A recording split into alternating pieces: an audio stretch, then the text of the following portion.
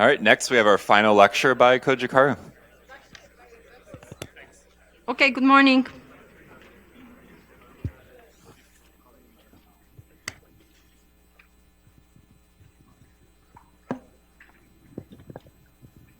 I was thinking about the rhyme. 1, 2, 3, eyes on me.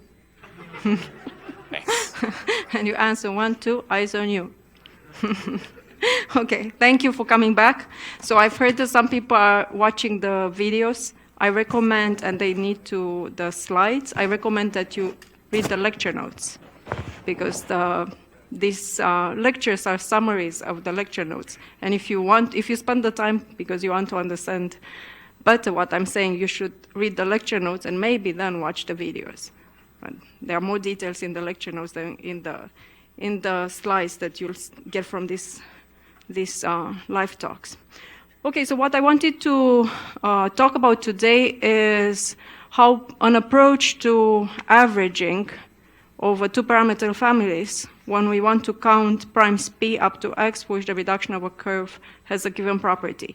And I'm still following this simplest question of cyclicity, and you'll see what we need when we average for this property, but I'll point out what you have to do if you were to change the property. Okay, am I loud enough? Yeah, thanks. Okay, so goal is to look at prime counting functions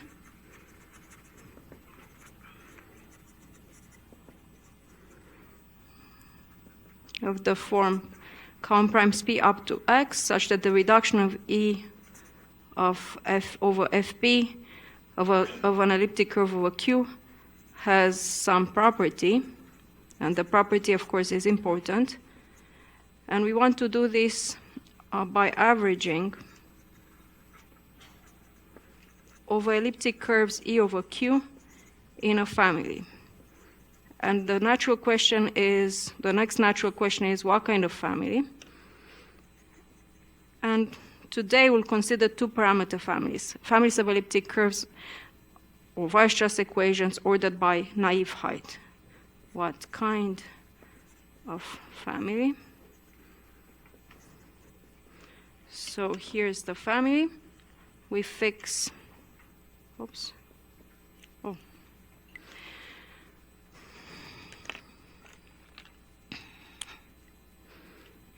we fix integers a and b,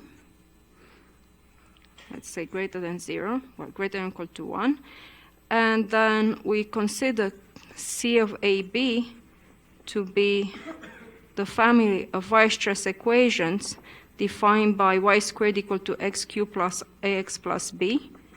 So these are defined elliptic curves over Q with little a in absolute value less than capital A and little b less than capital B, and we take this up to Q isomorphisms. And then you can count how many elliptic curves are described in this family or are defined in this family, and the count is up to a constant, the size of the box, AB. And, well, let's see, a note. Since we'll have a parameter x here for counting primes p up to x, for which the reduction of a curve in this family has a property, this a and b will be parameters of x growing with x as x goes to infinity. And we want them to be small, but we'll have restrictions of how small they can be.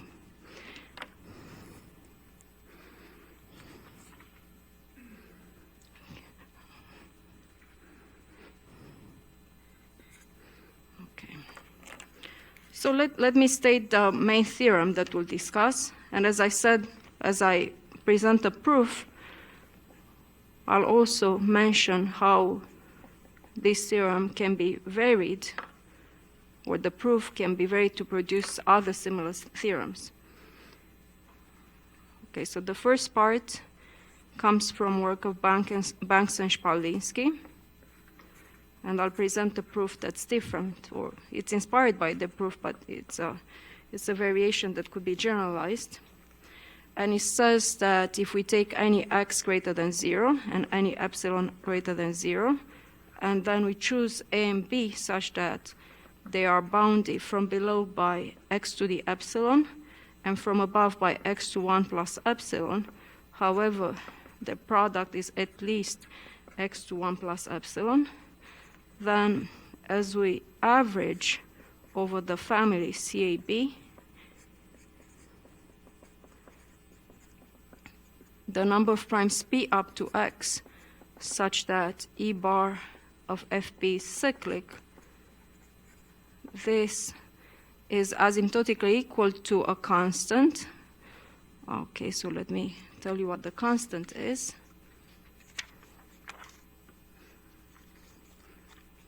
A product over all primes L of 1 minus the size of GL2 of Z modulo LZ, which is L times L minus 1, L squared minus 1, times pi of x.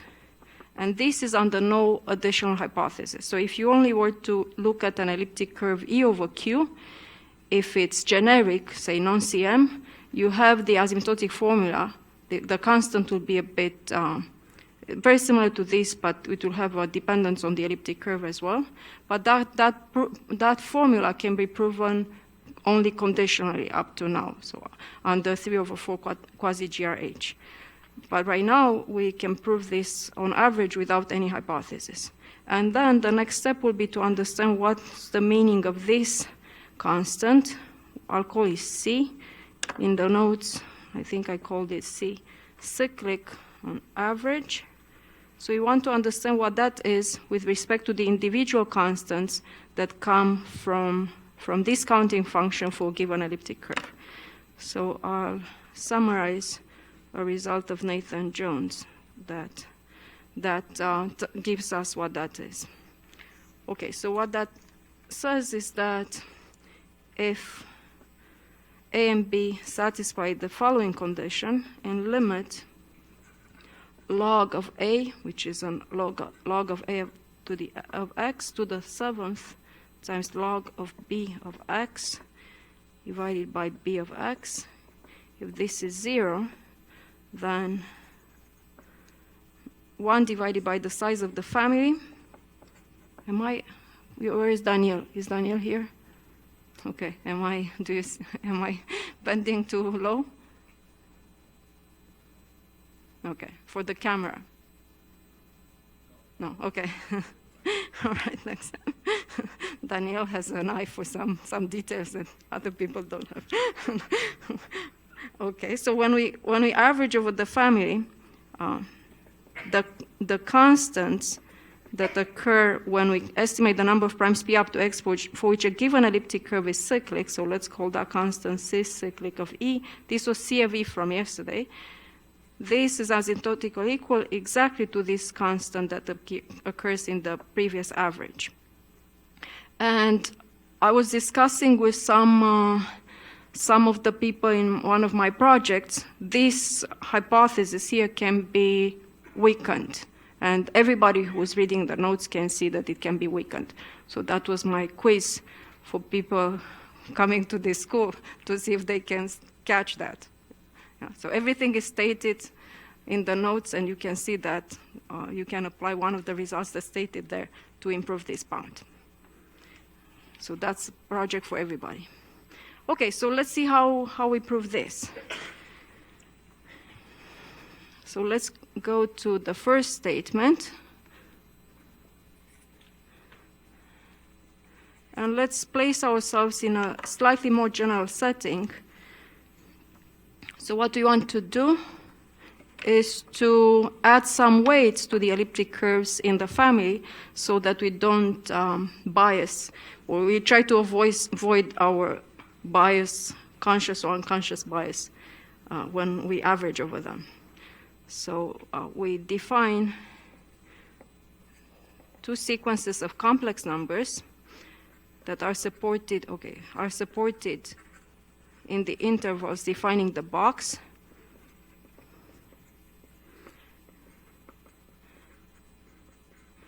And then to each EAB in the box, we assign the weight alpha A times beta B. So we'll not only count elliptic curves EAB in the box, but we'll count them with this weight. And then we can choose the weights to be as we wish to optimize the size of the box. In this application, in this statement, the weights are 1, 1. Okay? Then we'll need to measure these weights. So we introduce notation. A in absolute value is sum of alpha A, but we also want a different measure that naturally occurs when we do arithmetic estimates. So it's the sum of little a in the box of the absolute value of alpha A squared times the divisor function of A, everything raised to a half. And the same for B. And you can prove easily using Cauchy-Schwarz that the size of A is less than, in absolute value, this is a complex numbers, by the way. Yeah? This is an absolute value less than or equal to this other norm times the size of the sequence raised to a half. And maybe I should put less. And the same for this size of B. Okay, so this is an exercise. Okay, and then for each prime P and each pair AB defining a Weierstrass equation, we define our condition by introducing this notation WP of AB. This is 1 if P does not divide the discriminant of the Weierstrass equation defined by A and B, and if our condition is satisfied, which for us is that E bar of AB, defined by the Weierstrass equation AB, of FP is cyclic. So you can replace this with other conditions and follow the approach for as long as you can until you are stuck to recalling the specific condition, and 0 otherwise. Okay.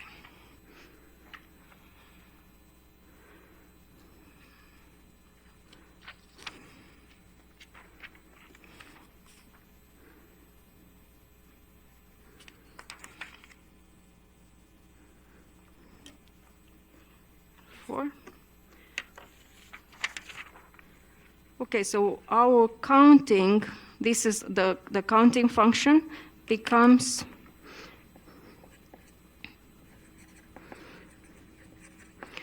the following counting function. Estimate asymptotically the bilinear form defined by the two sequences and the parameter x, defined as follows: summation over little a in a box, summation over little b in a box, and we want them to define the elliptic curves.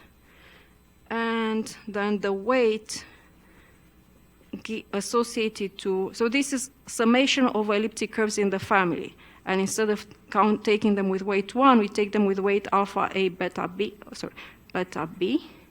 And then we want to count primes P up to x, for which the elliptic curve defined by A and B gives rise to a cyclic group.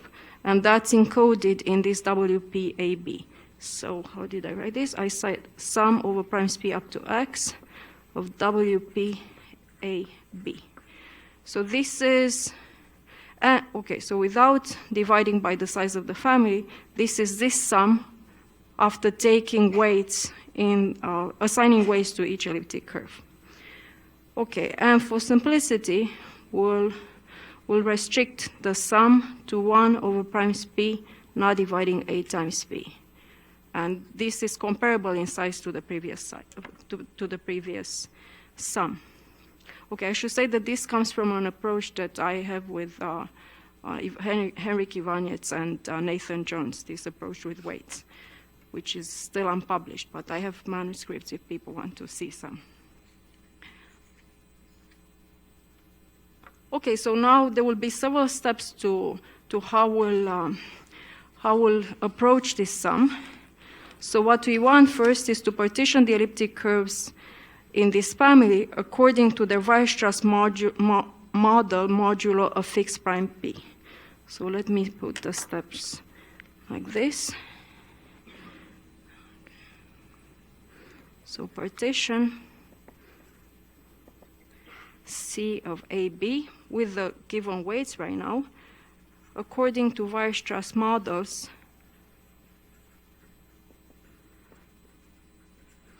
modulo a fixed prime P. Okay, so this becomes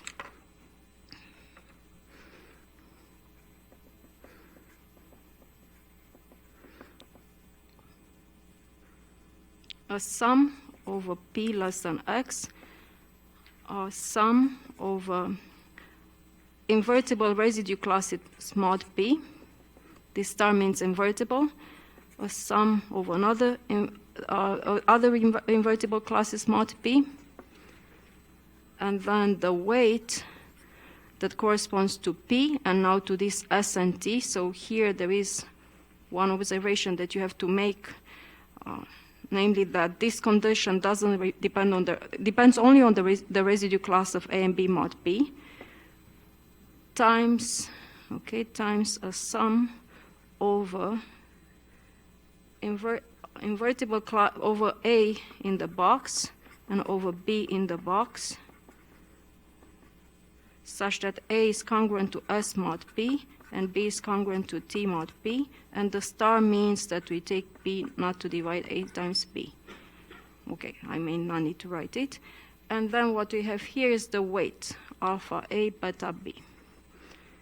Okay, so I'm going to call this gamma of S and T for simplicity. Okay, if you are not taking notes, maybe you can have, I'll see for how long I can keep these slides, because it will be hard to follow if you are not taking notes or you don't have the lecture notes.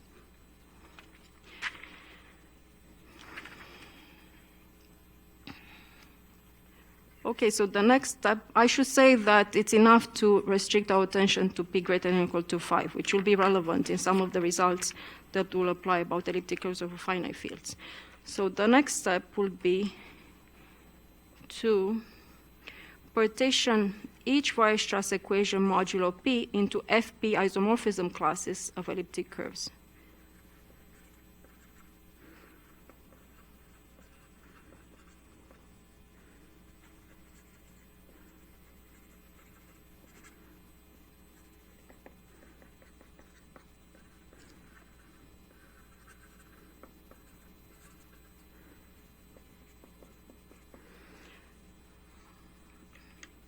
And again, we have to check that our condition WPAB doesn't change with this new partition.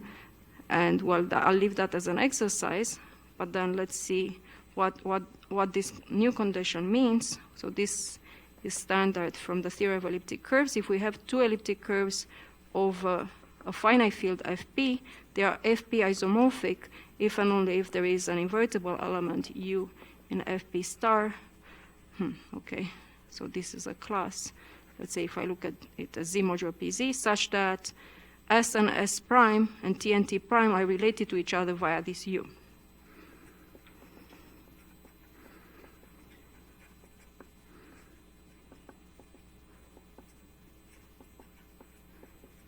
Okay, so we have these new congruences, and the next lemma that we'll need is to prove that given an elliptic curve E bar over a finite field Fp, the number of elliptic curves over Fp which are Fp isomorphic to this given one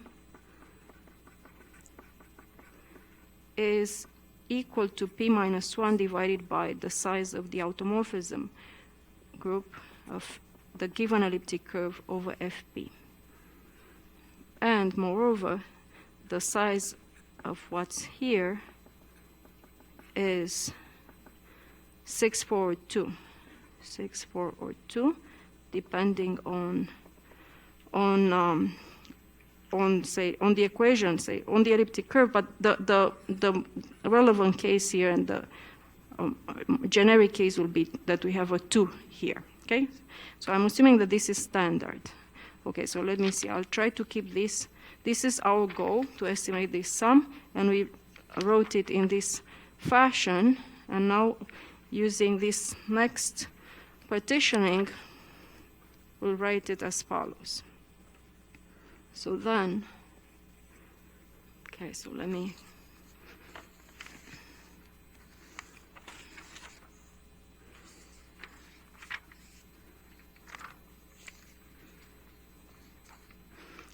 me start with S star. S star of A, B, X becomes, well, let me put a few steps here. Okay, 2 steps I'll put. Sum over residue classes S mod P. Okay, I should count also sum over P. Sum over P less than or equal to X. Sum over residue classes S mod P, sum over residue classes T mod P, the weight WP times the size of the automorphisms of E of ST divided by P minus 1, okay, times sum over classes of U invertible in FP of gamma, well, gamma was defined here, of S u to the 4th, T u to the 6th.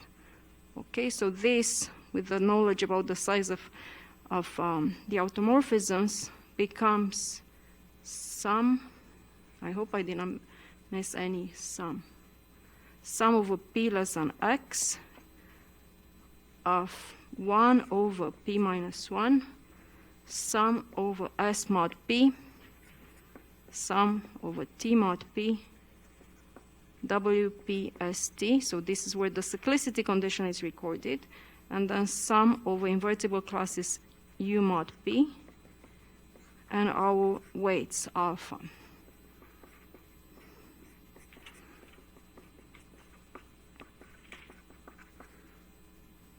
In congruence classes, so maybe I should emphasize this, because this is the next step to undo or to rewrite the congruence class in a manageable way.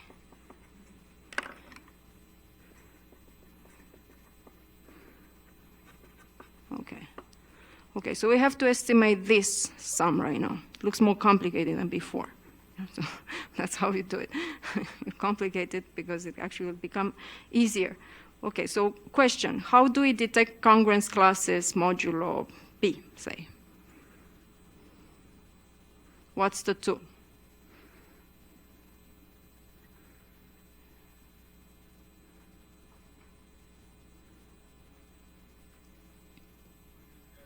Yes, we'll use orthogonality relations for Dirichlet characters to undo this and complicate our sums a little further.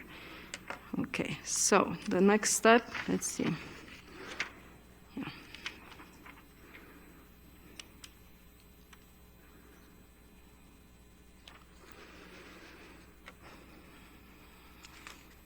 Oh, I forgot to start my time. Okay.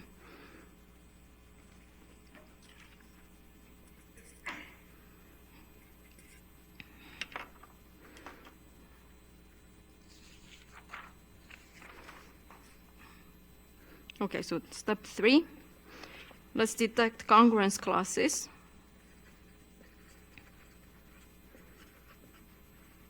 Using Dirichlet characters and orthogonality relations. Okay, so what we get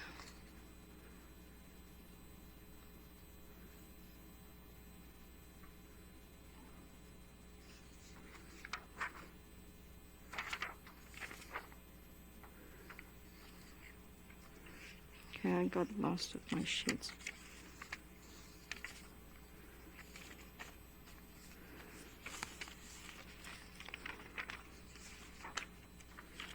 Okay. Is that S star of ABX becomes sum over p less than x of 1 over p minus 1 squared summation over characters chi1 mod p, summations over characters chi2 mod p, and then these congruences give rise to the condition that chi1 to the fourth times chi2 to the sixth equals the trivial character, all right? And this continues with a sum over S and a sum over T as before, okay, of the way WPST. And the congruence conditions occur here as chi1 bar S, chi2 bar of T, the complex conjugate. Okay, so let's close this sum. And then we have the sums over alpha and beta. Sum of alpha A chi1 of A over A in the box, and sum of beta B chi2 of B over B in the box. Okay, so now we'll have to estimate this.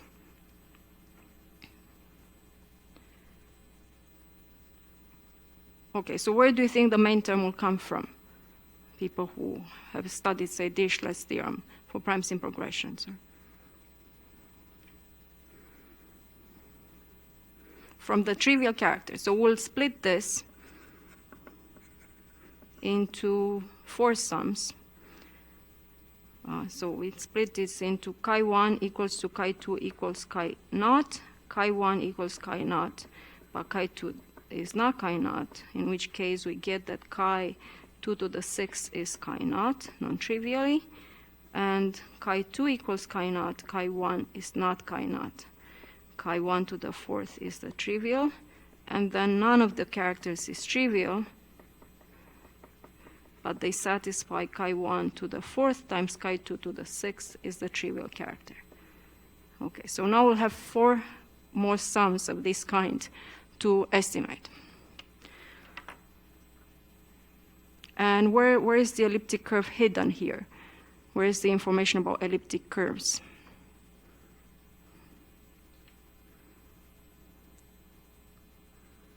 It's in the WP.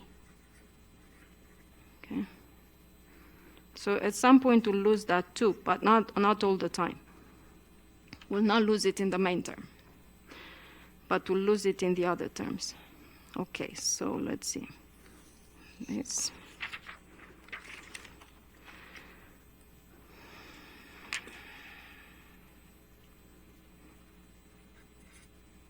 okay, so now let's take it step by step. Let's do first the sums corresponding to these 2 relations. So I'll call those S4 and S6.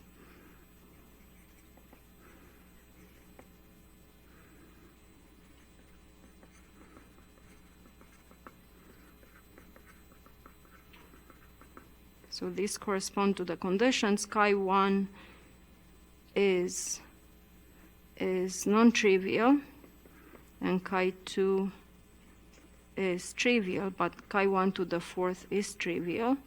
So the first one. And the second one is chi2 is non-trivial, chi1 is trivial, and chi2 to the 6th is trivial. Okay, so I saw that Efthymios is presenting in his problem session some results related to these character sums. So I'll let him explain you see here? Yeah, I'll let him explain the details. But what's behind here is the large sieve inequality. So we are completely going to ignore the information about elliptic curves. We'll estimate that by 1. And we'll use the large sieve inequality and the 4th moment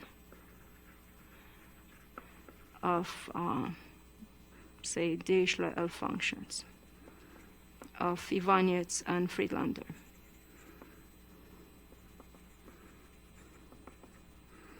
and get, okay, let me see.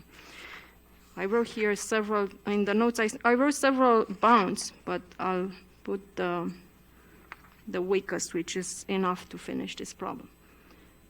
So we get that these bounds, these sums, are estimated from above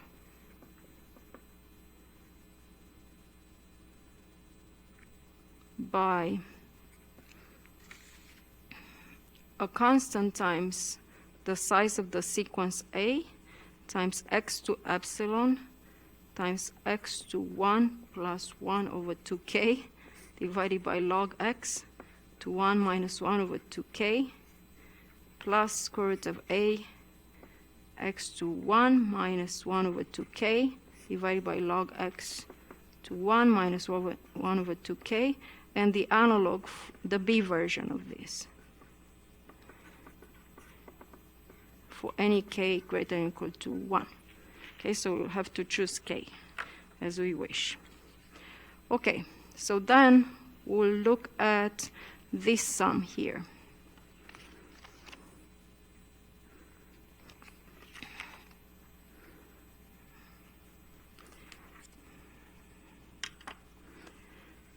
Okay, so let's see. This in the notes is called S infinity. So let me find it here.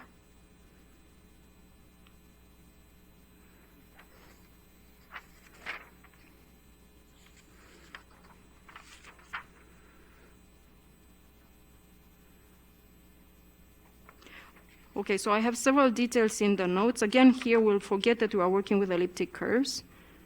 So let's see, estimate S infinity of ABX, which is the case when chi1 is non-trivial, chi2 is non-trivial, by chi1 to the 4th, chi2 to the 6th is trivial.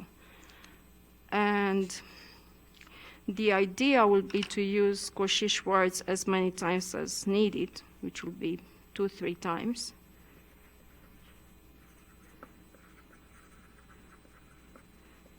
And on one hand, in one direction, you'll complete the sum over characters to sums over all characters mod p, and use complete character sums and use orthogonality relations plus orthogonality. Okay, and in another direction, you'll use again the large sieve. So it will be an argument similar to the one for S4 and S6. And what you get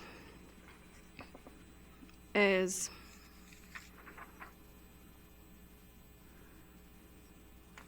that S infinity of ABX is bounded from above by the size of A, this the weights alpha A, the weights alpha B, beta B, times x to a half divided by log x to a half times x squared plus capital A squared 1 to the 4th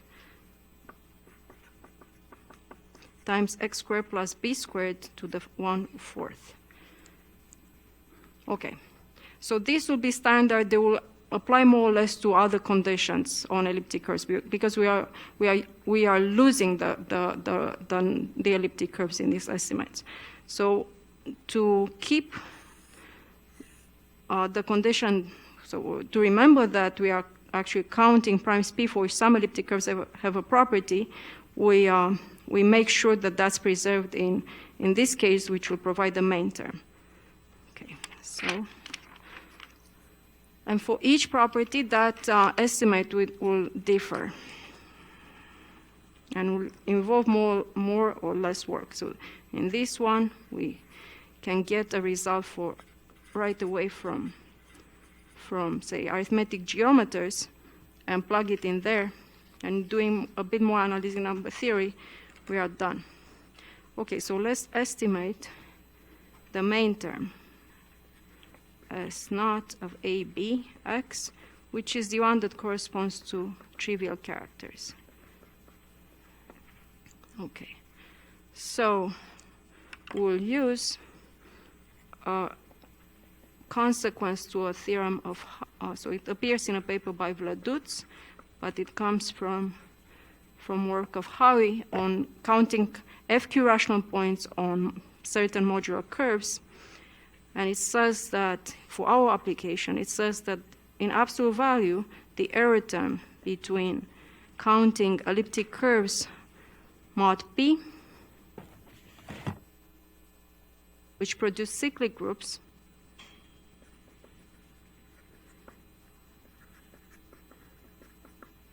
minus the main term that you'll expect, which is given by the product over primes L dividing P minus 1 of 1 minus 1 over L times L squared minus 1 times the number of possible curves, P1 squared, approximately. This error term is bounded from above by P to 3 over 2, which comes from the Weil bound for elliptic curves over finite fields, plus a little of 1. So we'll use this.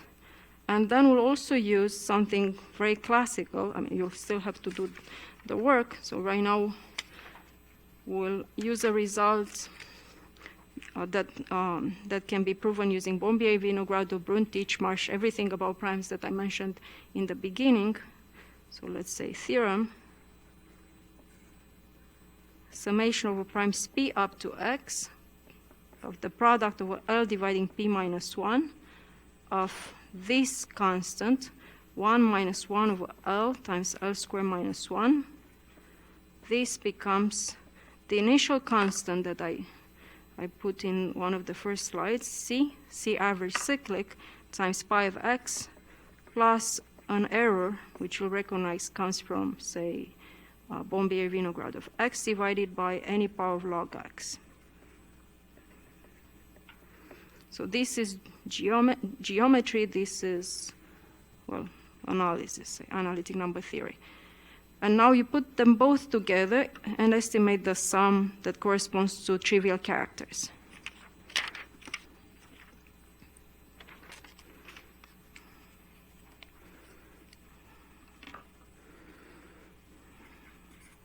Okay, so let's see.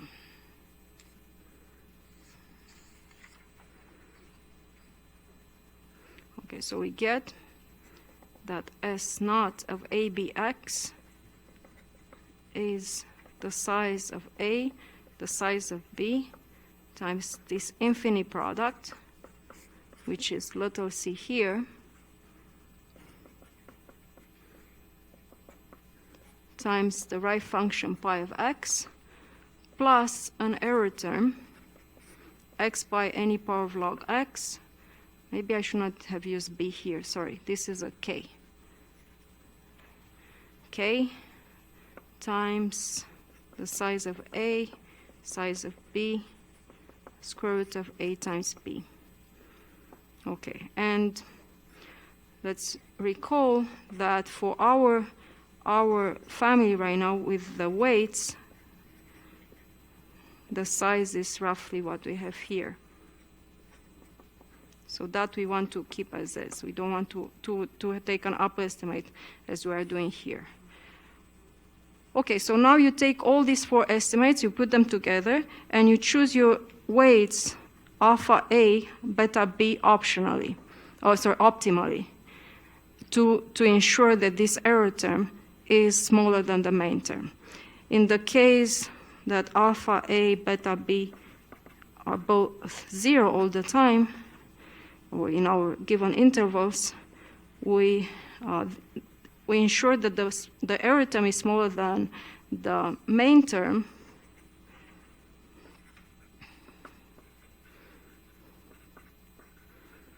by asking that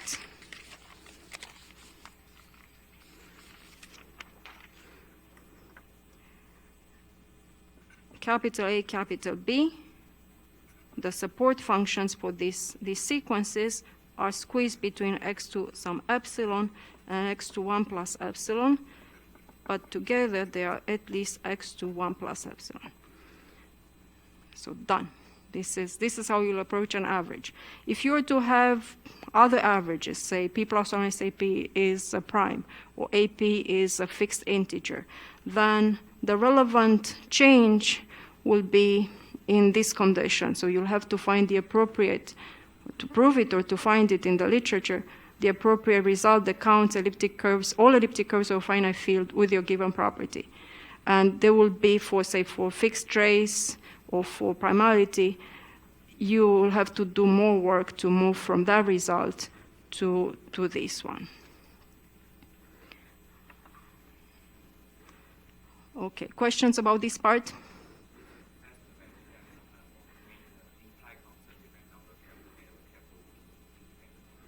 Capital L.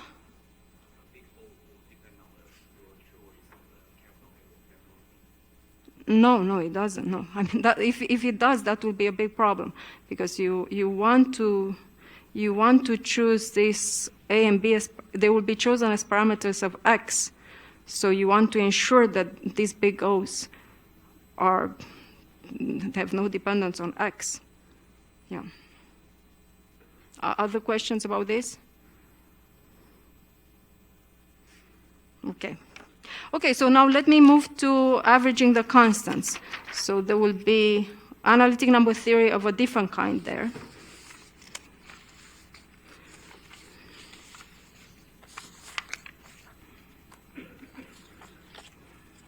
Okay, so let me put the theorem once again. Right now what we want to do is to show that the average constant, the average of the individual constants grow like this, this constant that emerged from the previous analysis. Okay. So I guess I have 5 more minutes. Bryden? Okay, thank you.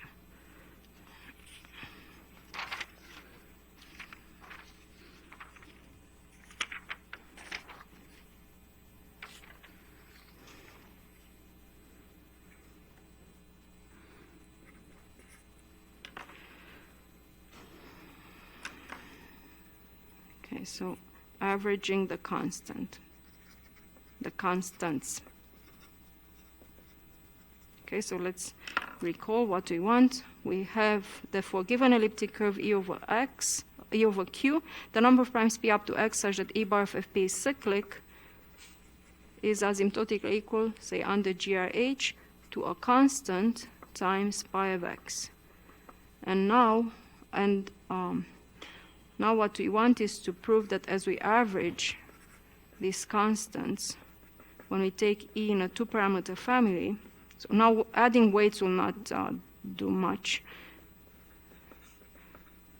What we get, so this is what we want, we get this constant C, a constant that does not depend on anything other than, well, it's an absolute constant. And this will be for suitably large and / small, because we want them small, A and B. Okay. So what we'll prove, we'll show how to prove a slightly more general result. And for any k greater than or equal to 1, we have that the average of the kth moment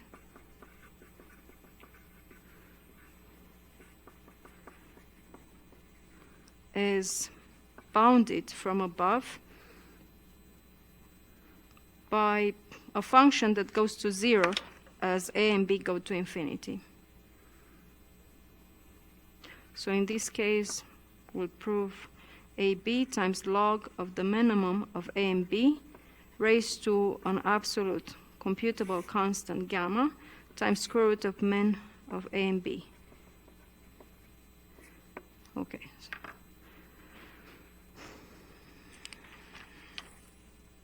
So how will we do that?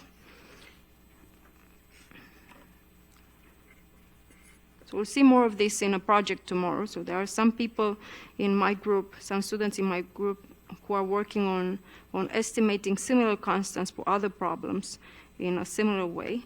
So the key idea, the first key idea is to split the sum of elliptic curves in the family into 2 parts.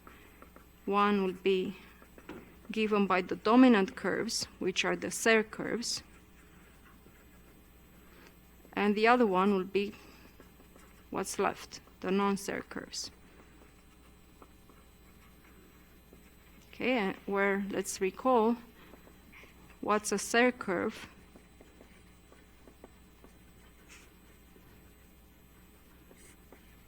Okay, let's see. Any of the people in the group working on serre curves, can you say?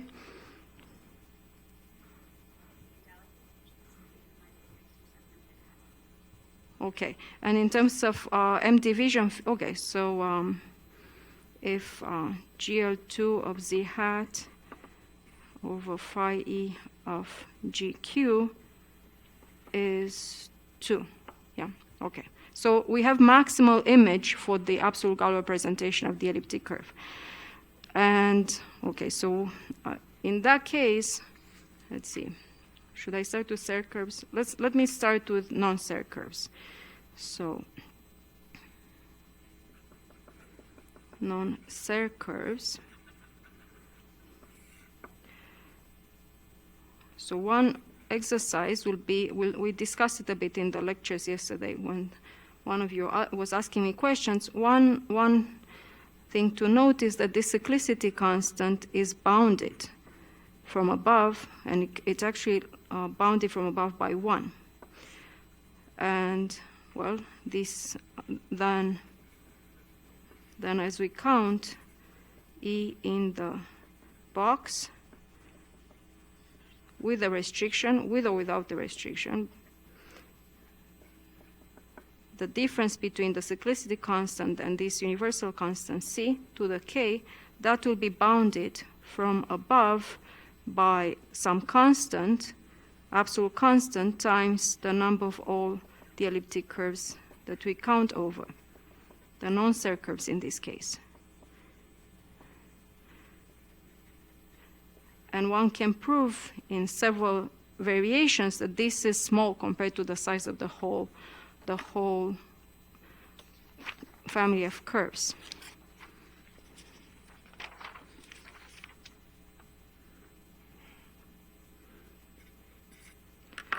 So there are several results, starting from Jones, then Radhakrishnan, and some generalizations for curves over elliptic curves over elliptic curves over number fields of students of Bjorn Poonen, and so on. So, but we are using results of elliptic curves over Q. So I'll use the first one here, and I suggest that you try the exercise of using this one at home.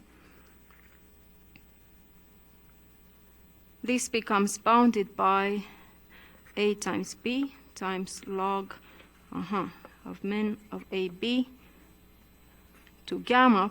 For people who know more, gamma is the one that comes from Maser-Wuchtholz. When you look at exceptional primes, divided by square root of min of A and B. Okay, now let's do the count over serre curves. So these will be the curves that dominate. So here, what we need is to actually understand the constant, not just say that it's less than or equal to 1. So if you can prove that if E is a serre curve, then the cyclicity constant is either this constant C or just C times something small. C times 1 plus mu of an integer that occurred before when we talked about non-CM elliptic curves, and that can be calculated explicitly right now in terms of the discriminant of the equation, the Weierstrass equation. So mu of that integer divided by the product of L dividing ME of the size of GL2 of Z modulo LZ minus 1 if the square free part of the discriminant of any Weierstrass equation of the curve is congruent to 1 mod 4, and we have no change compared to this constant C if this condition is not satisfied. Okay, so one has to prove this.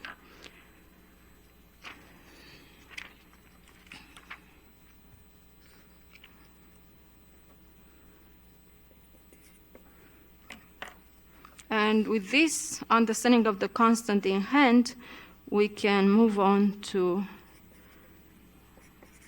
understanding the difference here over E in the family, a Serre curve. Okay, so this, okay.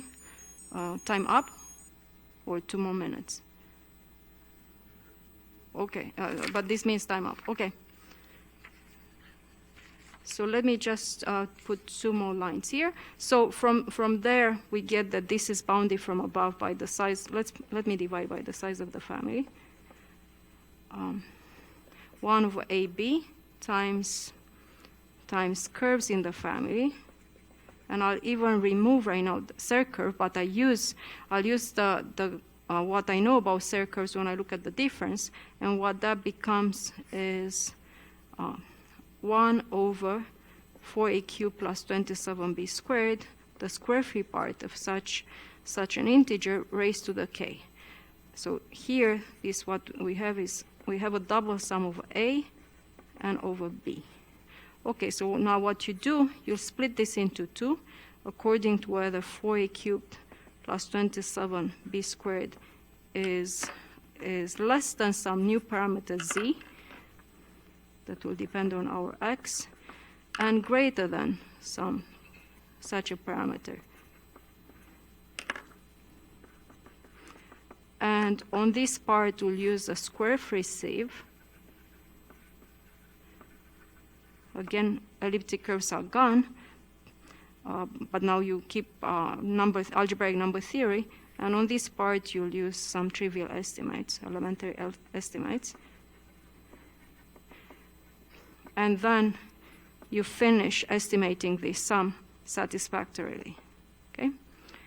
Okay, and then you put everything together, you choose your A and B such that the final quantity goes to 0 as A and B go to infinity, and you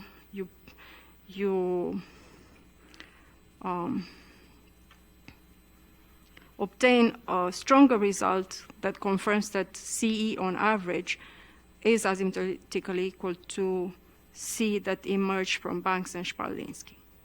And similar calculations can be done for other elliptic curves, but for each of them, or for other questions about elliptic curves, and for each of them, there will be the question of understanding your condition, how your condition impacts the constant, at least in the case of a Serre curve. Okay, thank you.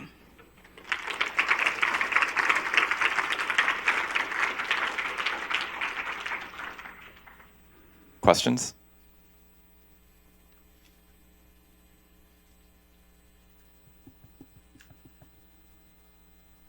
All right, great. Let's thank her again.